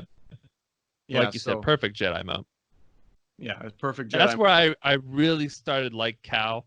I liked Cal throughout the game, but I don't know if it was because he was a ginger or what, but like something always took me out of it when he was. But like when that moment happened, I was, man, this is the dude here. He's our dude. No, I mean it's part of his character development, and it was phenomenal. Um, so you get back there, and you've got to take on Malicos. But I think when you're on your way to take on Malicos, Marin confronts you, And, and and you're all calm and serene. yeah, And you like talk to her. Good. And then ends up being on your side. Then she's like, I might help you, or I'll tell you where he's at. Something. She finally convinces her that it was more the Sith that destroyed the people. You know. Yeah. It's more the dark side. It was more Malicos who had more to do with that. Like, you know. Yeah. And so I think he basically offers her his lightsaber too, and just like strike me down if you don't believe me. He's all calm about it. Yeah. And she got respect from her friends. Yeah. And so then you go to face Malicos, who is just standing there in this ring, you know, and he's shirtless, and he can just like levitate his lightsabers while they're still on if he wants. And this was double lightsaber. For me the best fight in the game. Yes, it was an awesome fight. This was, to me, like, if the game ended after that boss fight, I would have been like, that was a good boss fight to end the game with. Even though he wasn't like the main like antagonist throughout the story, right? It was really the Inquisitor, who was the one that kept bugging you, that you kept fighting at different points. To me, he was the coolest bad guy in this. He was best fight, coolest bad guy. And it was kind of refreshing because he wasn't a Sith Lord. Yeah. He was a fallen Jedi that wasn't really affiliated with anyone. He was just trying to get power at this place. He wasn't like on a galactic mission or anything. He was just and his fighting style was cool. He looked cool. He just was a cool character. And so you fight him. It took me a little while to beat him. Yeah, I died a few times, but not as many times as like when I was even fighting the sisters. By that point in the game, you've gotten pretty good. Yeah, I mean, he's definitely like one of the hardest people you fight, though. But it's still,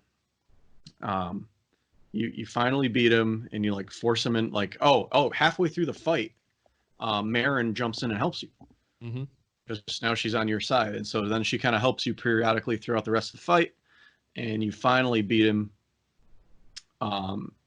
She like sends him underground, like it's weird. Yeah, like kind of sad because like absorbs him. Yeah, kind of sad because if there was ever another one, I think I'd like to see more of him, but probably won't now. Man, I definitely want more of him. Well, it didn't look like they definitively killed him, so there could be something, but maybe he's just such a cool bad guy. He was very cool. So now they go back. You beat him. Now you can get that Astrium, right? And actually, Marin wants to join. She wants to help now. She joins in, man. Yeah. And she's kind of attractive, so it's like, get on the shit, man. Get on the shit, girl. You're not wrong. So there's a little bit of tension now, though, with the other people on the ship.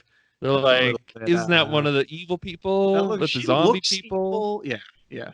So it takes a while to gain trust, but she's like willing to do what it takes to gain their trust. And they go back to Bogano. They got what they need. They take it. They get in and they get the holocron. Right? Yeah. Yeah. And there's a crazy vision too. Yes. Doing that. Do you remember that?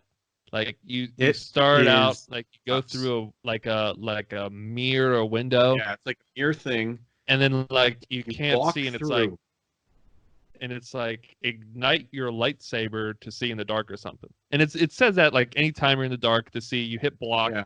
Cal holds up his lightsaber, and whatever color your lightsaber is, it illuminates the area so you can see. You hit that, bam, it's red, and you're like, what? Yes. Like you're turning around, and then like different like the vision keeps changing. You're going, and it kind of shows you that like it's kind of like an alternate reality where Cal's found the holocron. He started a Jedi Order, but the Sith are after them, and they're killing all the kids. And it shows like visions of kids getting killed trying to fight back, and stormtroopers like, oh man, and he's just like looking at it. Walking around, just looking at it. It's so really trippy, cool scene. Yeah. Wicked awesome scene. And And then after he gets out of there, that's when he fights. so he gets the holocron, but it can't just be that easy. Trilla just drops right in, the second sister, and she just they have a nice little fight. I think he actually kind of ended up on top, and he got her lightsaber, and then when he got her lightsaber, he had like a vision of when she got captured. Yes, and she was like forced to become an Inquisitor. Basically, she was tortured, dark side stuff, and then you see through her eyes, like first person view, when Seer breaks. And like then you get an understanding of like, oh, like Seer was like being tortured, and like her Padawan walks in as an Inquisitor and was like going to torture her more. You know, like that's enough to like break anyone for a little bit to just dark side out. You know what I mean? Yeah. And so Seer, like, I remember Seer like breaking like this huge blast of energy. Yeah. Like when she's like, and then she escapes, right? Yeah. So then back in the real time though, because Cal has this vision, that the Inquisitor makes off with the holocron. Then. Yeah, she does. And then you leave, and you have to. All the Empire's there. You have to fight them to get back to your ship, on Bogano, where like they haven't been before. And then you, so she makes off with a holocron, and you need to go to an Inquisitor planet now. Yeah. Yes. So, where was it they went? Oh wait, I know, the planet Nur. That's it. Yeah, but is it before that, or I think before is when Seer makes Cal a Jedi Knight. Oh yeah, it was before. Yes, it was before they leave. He's on the ship, and she even has her apprentice's red lightsaber. Yes, and knights him with that red lightsaber, which was pretty like it was like so like cool to see. Not only because it was a red lightsaber saying you're a Jedi Knight, but like it just like showed like these are the times right now. It's like no one is like perfectly good, no one's perfectly bad. We've got this kid who is a Padawan, he's broken, trying to learn the ways, and we've got this experienced Jedi who fell to the dark side, who has an evil apprentice now. There's no Jedi, there's only Sith. Like it's hard times, man. Like you got to deal with what you got to deal with, and he got knighted. Like it was, to me, it was like perfect for like showing like what the situation was. You know what I mean? And so then they go to this planet Nur, which is the Inquisitor planet. It's the headquarters, and it's like an underwater base. So he has to like swim underwater, and like the entrance was there. The entrance wasn't underwater though. I think you climbed up. Well, you go in through it underwater into like a vent or something. That's right. Yep. And finally, because the whole base is actually underwater, I think. Because at one point it breaks and water comes in, or something like that. Yeah. So then you kind of make your way through the map. You fight, and you finally get to the point where you can confront Trilla. Right. Yeah. That's who you're there for. She's got the holocron. Yeah. And so, what did you think of the fight? The fight was good. It was difficult, but it was a good fight. I died like 1,000 times. Yeah, I died a lot in that one. I didn't realize that this was, like basically the end battle. Like the end. Yeah. So this was the big boss fight. I didn't realize she's tough, but I finally beat her, right? And I got the holocron back. And then you're having a conversation with her. Seer. Wait, did Seer show up? Yes, Seer shows up. Yes. And she tries to make amends with Trilla. Yeah. But somebody else just has to swoop in and ruin all the fun. And who's best at ruining fun in the galaxy? Batman! Jar Jar Binks. Oh, yours is better. But Sith Lord now. It'd be awesome. But then it's just so cool.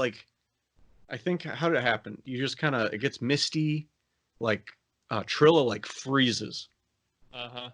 Um, It's like and it's like hair on end, like yes, hairs up on the back of your neck. and Everyone's you can see like a ledge above Trilla, and you can just hear the Darth Vader breathing, and he just walks in, and he like you see him, and he jumps, and he's behind Trilla, and he's like, "You have failed me." Just hacks her, and it's like holy poop. And then like I think like immediately like Seer just charges him, and he's just like, you know, just so easy. Get out of here. Just stop. Just get out of here. You're annoying. And then he's like tells, oh, this is so amazing. He tells Cal, he's like, you'd be wise to surrender. And then you're about to start playing the game again, right? It goes from the cinematic to the game, and throughout the game, there's always been like new objectives at the top, and it tell you like get to this, find the astrium, find the holocron, get into the chamber, right? It would have like little instructions like that. Well, the objective on this one, when you start playing again, is just you and Darth Vader. All it says is survive. And you have to run. Like, pretty much the game is like you just have to run away from him. You have like no prayer. At first, it seems like you're having another boss fight. It does. Like you're pacing around him. He's there in the center. I think he might have even had a health bar or something. I'm not sure, but like it seems like it's gonna be another boss fight, and all of a sudden he just pulls you in, and like it's just you're on your knees just getting choked out. Yes. And then you try and pull a thing at him. He deflects it easily, but then it still gives you a chance to get up and get away. Gives you a chance to get, that's what it was. Dash. And then you're just running away. And this is the part where we were talking about at the beginning where I just pooped my pants, dude. Like, it's so intense. And he's ripping everything apart, even his own stormtroopers and stuff. They're just going, it doesn't matter. Like, he's ripping metal, just everything. And you're just making a beeline with all these new moves you learned in the game, jumping on ropes, sliding, running on walls, whatever you need to do to get out as fast as you can. And so you're running, and he keeps coming after you. And I think, was it like when you get at the top of the elevator, he's like there already? Oh yeah, you start shutting the door, and I think you slow him up or something, but anyway, he sticks his lightsaber in through the door anyways. And then finally, though, the elevator goes up. I mean, it feels like you're in like a horror film. And Darth Vader's Freddy or something, or Jason or whoever. I don't watch enough horror. He's just crumbling everything around you while you run. Yeah, you don't have a chance to turn around. I think you've gotten away, and you get to this door, and pretty sure he's at the other side of the door. Is that what it was? Like, can't remember. And he confronts you. He's finally got like Seer. They're trying to get out or something. You found Seer again. Anyway, he winds up in front of you. And remember, this whole thing's underwater, and it looks like he's just about to kill you both. And oh, how cool was that when? So he pops up, and you have to block. You're holding block. BB1 zaps him, so you get away for a little bit. Seer comes in. He deflects Seer again or something. I don't remember. No, wait, not yet. Seer doesn't show up yet. But BD1 slows him up, and then all of a sudden you get away. He force pushes you or something, and then you're trying to reach for your lightsaber, force pull to you. He is also force pulling it. He turns it on and starts turning it at you as you're laying on the ground and stabs you right in the stomach. Yes. It's just like, this dude. And then that's when Seer comes in and fights him off enough for you to escape. But like it is like Darth Vader just felt like a force of nature in the game when he came on, and like you were just like this this pebble in the way of a stream, trying to get away. And so when finally like they decide the only way to get away is to swim, so they break the window, right? And they go in the water and they like swim to safety because Vader is just like trying to like stop the water from coming in, right? So Vader can't focus on anything because he's got to stop the water so they can get away and swim up, right? So you get away, They get the holocron, everything's good, and they're back on the ship, and they're like talking about like, what are they gonna do with the holocron, right? And guess what he does? She had like before in the past, she had brought up like, well, is it your right to find these people? Yeah, you know what I mean. Like she was one of the Night Sisters. She's like, is it your right to do that? Oh, I see. Because in their head, it always seemed like a noble idea, and in your head too, you're always like, yeah, we need to do this. More Jedi, Yeah. good. But that's only putting them at. It's Mara also was just like, putting them at risk. Gonna bring in these more kids at risk. Like you guys are barely making by. What are you gonna do when you bring in all these kids? Yeah. And that's what like she brought into the table. Yeah. But, like before this, the Inquisitor planet. Before, like you were always like, this is a good mission. We need to do this mission. Yeah. Even me when I was playing it, and then when she said that, I was like, oh shit. Yeah. And then his vision too. You see like what could possibly happen. Yeah. When he found the holocron. So yeah, they get up there, and this thing they've been looking for the whole time. Yeah, and he breaks it because he feels it's better for children to discover their own destinies instead of without interference. Without interference. Yeah. So I thought it was a cool ending. It was like, man, the thing you're trying to find the whole time, and then it's just a noble thing he does. But it's not about that. It's about the adventure he went on, and basically it kind of, the story could be done there, or maybe they'll have a sequel. Yeah, because they all end up. All the main characters are alive, and now they've got Mara on their team, so they've got a bigger crew. So I think I hope they do another one, but then if they do, now they have more people. And like I said, she was the one that she brought up the idea before, like, is it your right to find these kids? Like is that a good idea to force them to become Jedi? What's the difference between that and force them to become Sith?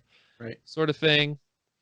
And so like she was a cool addition onto the crew because everyone was seeing it through the eyes of like anyone who had seen a Star Wars movie before, right? Like, yeah. And she really brought in a really unique perspective, and it's really cool. Like you said, he broke it. So like they're not going to be finding these Jedi. They're obviously, they don't start their own Jedi Order because we know no one does until Luke does at the end of episode 6, and they all die anyways.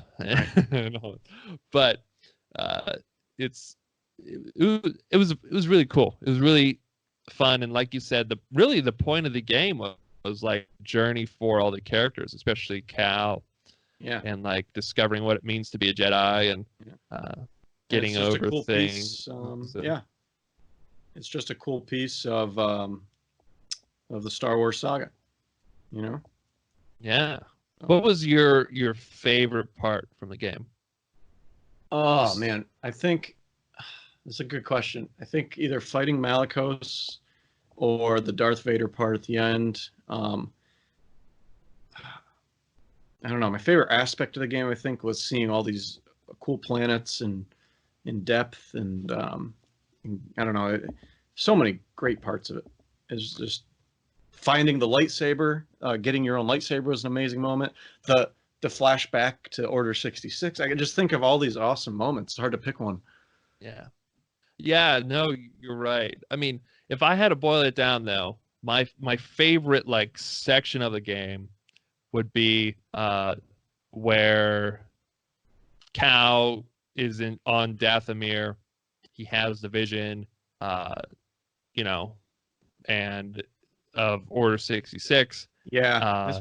And then up to the point where he fights Malachi again.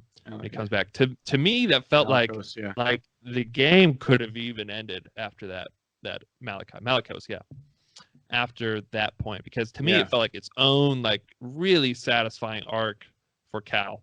I think so. That's probably my favorite section. Yeah, it's a good point.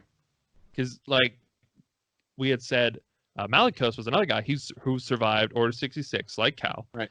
But he ended up in a very different circumstance. He let his, dark side aspiration for power take over, and Cal was, one of the guys that didn't. So it was really cool, and just the arc they had there. For me, I was like, this is a great game. Everything after that was still fun and good, and but I didn't really have the investment in really caring about the Trilla, the sister. Yeah, I would agree. I just hated fighting her, so like I was like, I don't care that she died because I hated fighting her. Oh my gosh, I think Malicos the was the worst one bad for guy. me to fight. Besides Darth Vader, Malicos was like and then Darth Vader's part. He came on like he did at the end of Rogue One. You know what I mean? Just like awesome total Darth badass. Vader. Yeah. Well, which one of your bosses was your favorite? Oh, Malicos. Fight. Malicos is probably my favorite to fight. I'd say Malicos. My runner-up would be the big sister. Was she the ninth or the second? The ninth sister. Yeah. Ninth. Yep. Even though that was frustrating, it was really cool getting up the tree and like the whole lizard dragon bird thingy, and like that was really fun. Like leading up to it. Yeah, I thought that was cool. That was probably my favorite. Malicos was probably my favorite to fight. Yeah, definitely, I would say. Yeah. When I think about the game a lot, I feel like I think about Malicos and Cal fighting. Yeah, to me that was, like I said, that was like, to me that felt Malicos and Dathomir. That was like the epicenter for Cal's like inner journey, really. Yeah, and that's what I really liked. Yeah, for sure. Another game that I really like, that one you're doing now, God of War. There is like a grand mission that you do, and a lot of crazy things happen, but it's really just like about the story of a father and son like bonding. That's what really, like, if you boil it down, and like that's what, like, to me, like at the end of the game, I was like, wow. Right now in the game, his son is a little shit. Yeah. He is like, he just found out. He just found out he's a god, and he's just a little. Oh, he's so aggravating. He's so annoying. Yep. So, but anyway, keep going. Keep going. Though I'm telling you, man. I am. Where am I at now? I'm back on Helheim after I found Baldur again. So, yeah. It's getting good. I think I'm getting there. I think I'm getting toward the end of the main story. According to my cousin. Yeah, I mean you're getting there. There's still a little bit left. Like, yeah. Because I've definitely some characters I think I'm gonna meet that I haven't met yet. I think. You'd be surprised. You'd be surprised. Okay. But tell me though when you beat it, and I'll make sure that you do this one thing. Okay. But anyway, so those are, I guess you really got our thoughts about the game. We'd already talked about the non-spoiler part, that how frustrating sometimes combat was, about how hard it was to block, and like how I was saying sometimes the bosses just felt like overpowered. Yeah. You know, that's really the only. Yeah, that's really the only critique I have for it. It's how hard it was, and but story was good. I mean, like, I was very pleasantly surprised with this game. I kept seeing good reviews for it, and I was just like, wow, really? This game? Because like in my head, I was like, this is an EA Star Wars game, man. Like, I'm gonna be disappointed, but man, it was good. It was really good. Yeah, man. It was a A+ game for sure. For sure. So, in fact, the fact that we're even doing a podcast on it means it was a really good game, because we don't play a lot of video games. So, well, especially you. You don't play a lot. Especially me. You know, you're very constructive with your time. Yeah, and you compared to most, a lot of gamers, I would say, don't play as much as a lot of games. Yeah, I'm definitely not like a higher end gamer, but I like games for stories. To me, like the ones I get in are like the same reason I would get into like a movie or show or something, is for a really cool story that I can relate to and get to go. And that's what I think Fallen Order hit on the head with this one. Yeah. So it was really awesome. Yeah. So yeah, do you have anything else to wrap it up, or? No, I don't have any real final thoughts. I think we get everything. What about you? No, I think we hit everything. Great game. If you play, check it out. And I don't know if you don't play, watch some YouTube videos on it because it's pretty awesome stuff. Yeah, If you're a even if you Star Wars don't, fan, if you're not a gamer, like I bet you I'm can sure watch a you lot on could YouTube. game movie. If you just look up Jedi Fallen Order game movie, someone's probably cut together some edit. But I do recommend you play because It's a you, really you fun really game get to play. much more out of it. And You maybe do. if you bump it down to like story mode Yeah, I and wonder what the story mode would be like. yeah, I don't know, I but didn't try it. I'm glad I beat it on what I did because I Yeah. felt like I felt really like I had did to work something. hard. I felt like I had to Yeah. work hard too. I So felt like I like built a ship or something. is yeah, what I felt like when I beat this game. I was like, yeah, I did that. I beat that game. Yeah. The odds are, if you're like a really good gamer, you're probably like, this game was easy. What are you guys talking about? But like, No, even like my cousin plays games a lot. He's really good, and he even admitted that it's difficult. yeah. Yeah. So, yeah, Yeah. I mean, you played on PS4 as Yep. well, right? Yeah. So that's what I had too. I don't know if that makes any difference, but I'd recommend going out and buying this game, or I mean, we talked at the beginning, coronavirus is going on to avoid crowded places. Maybe get this on. Yeah, pop it in, play that for a month. You know what I mean? And yeah.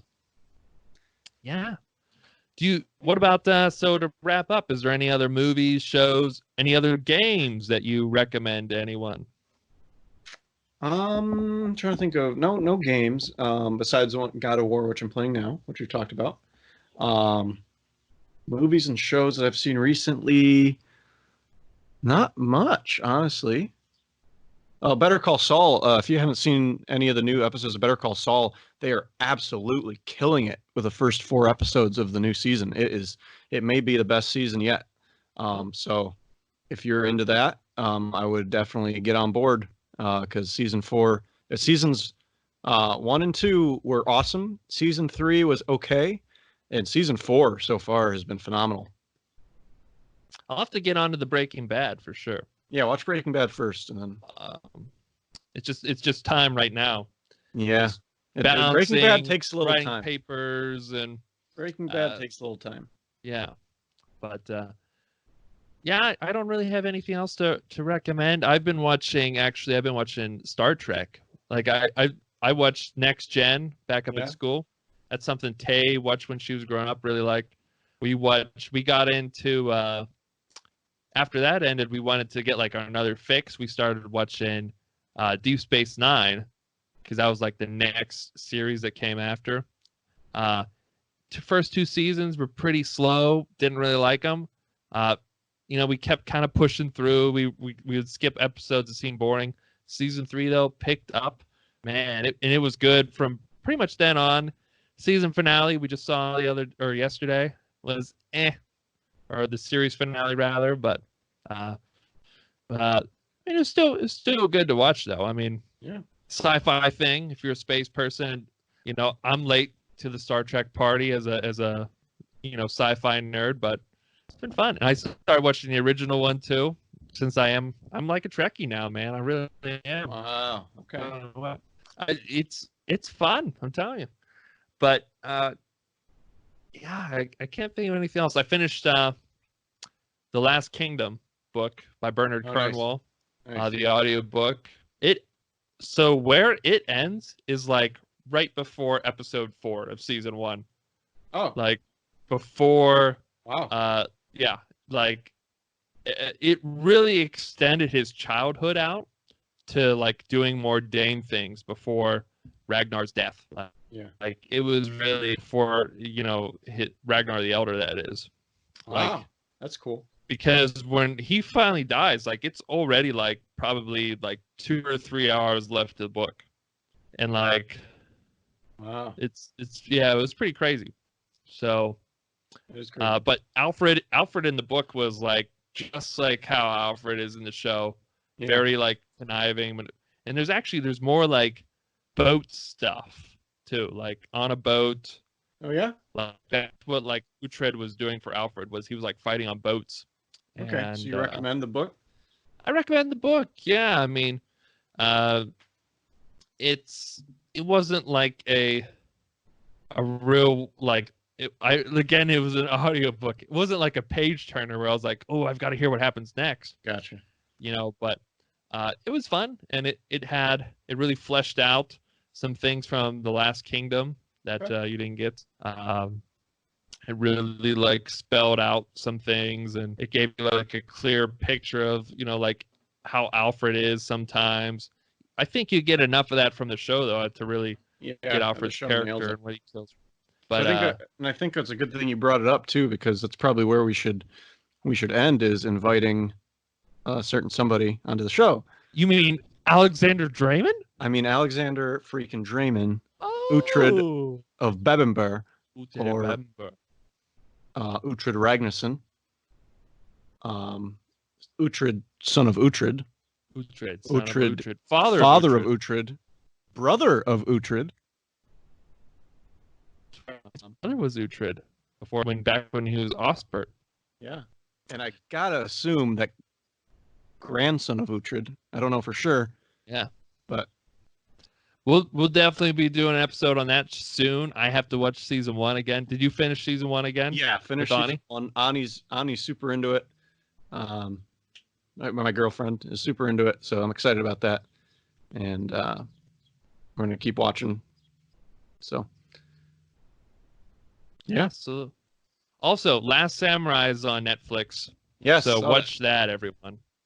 Watch that. If you haven't movie. seen that, really good.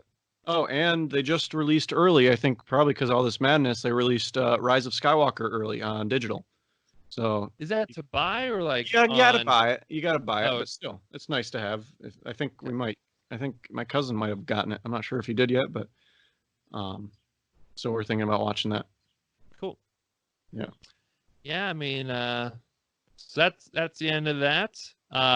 If you're on YouTube, I think we'll link off to the side, one of the sides here, like a playlist of our Star Wars episodes. If you haven't seen it, we talk about Star Wars prequel trilogy, the original sequel trilogy. If you want to hear our thoughts on that, you like this episode, we're a couple Star Wars nerds. We've got Mandalorian coming down the pipe at some point.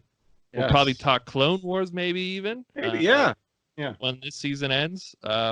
So we got other episodes too on The Witcher, our top 10 movies, top 10 shows, and our first one, the time Joker. to watch the movies and shows episode if you're going to be inside without going out and need something to watch. We got some great recommendations. You need some recommendations. We have the best recommendations. Yes. So listen to us. Yes, our opinions are awesome. Yeah. So in fact, our opinions are fact. So they're facts. Yep. Yeah. All right. Oh yeah. Where can they find us too, Coley? Oh, well, they can find us on Podbean, and pretty much I think anywhere we can get podcasts, right? Yeah. Any podcast host now. I've got us converted over. Or you can watch us on YouTube. Apple or anything like that. You want to see our pretty faces? You can watch us on YouTube. And otherwise, you are looking pretty today. I know. Yeah, you too. In like a real majestic way. Thank you. Thank you. So if you want to see what Colby looks like, you gotta watch him on YouTube here, man. So thanks everyone for listening. Yeah, wash your hands, behave. Feel free to comment on our videos or comment on our Instagram or Facebook pages if you have any questions. We're down to answer. So shoot us anything, and we're the Screen Chronicles on YouTube, podcast. We're the Screen Chronicles _ on Instagram, and I think we're just the Screen Chronicles on Facebook. So check us out. Give us a comment, give us a like, let us know if there's any episode you want us to watch or what we should talk about next. But we've got Last Kingdom, Mandalorian, Clone Wars, all sorts of things coming down the pipe here. Oh, yeah. All right. Yeah. So, Stephen Colby out. Out.